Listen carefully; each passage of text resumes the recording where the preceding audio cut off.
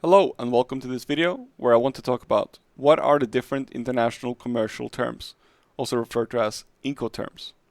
Okay, so what are Incoterms? Incoterms, which is short for International Commercial Terms, are a set of globally recognized rules established by the International Chamber of Commerce, ICC, to define responsibilities between buyers and sellers in international trade transactions. Incoterms are recognized by UNCITRAL as the global standard for interpreting the most common terms in foreign trade.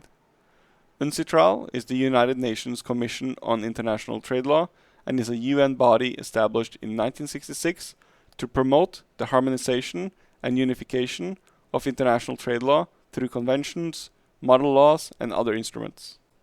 These terms clarify who is responsible for tasks such as transportation, insurance, import-export duties, and risk at each stage of shipping goods.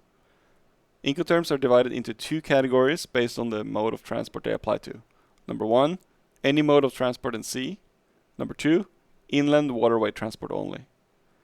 These terms are updated periodically by the International Chamber of Commerce, with the latest set being Incoterms 2020.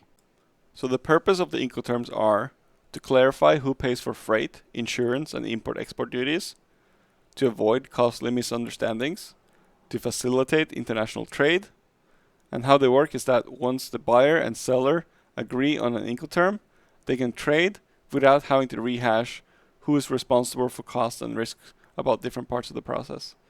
And the ICC updates Incoterms every 10 years or so.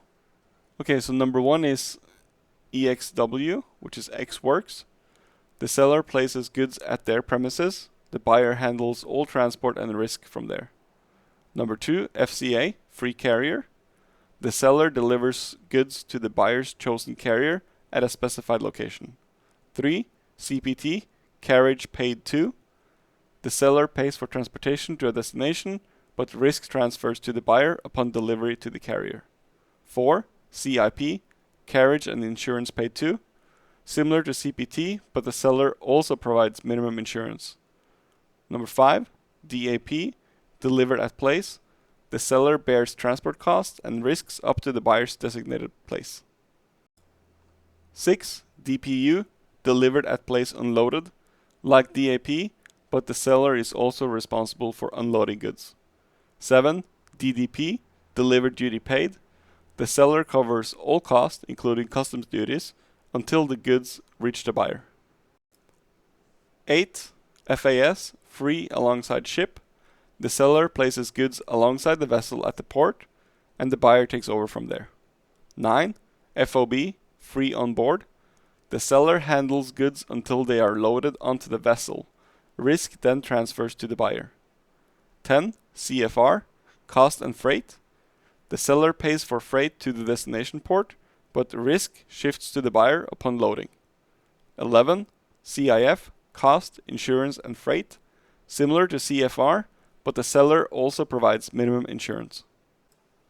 Okay, so this is a graphical illustration of when the seller's obligations end and the buyer's obligations start.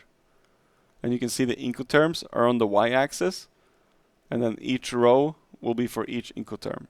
So this is from Global Logistics Consulting. So that was what I wanted to cover in regards to Incoterms. I hope you found this video helpful. Thank you.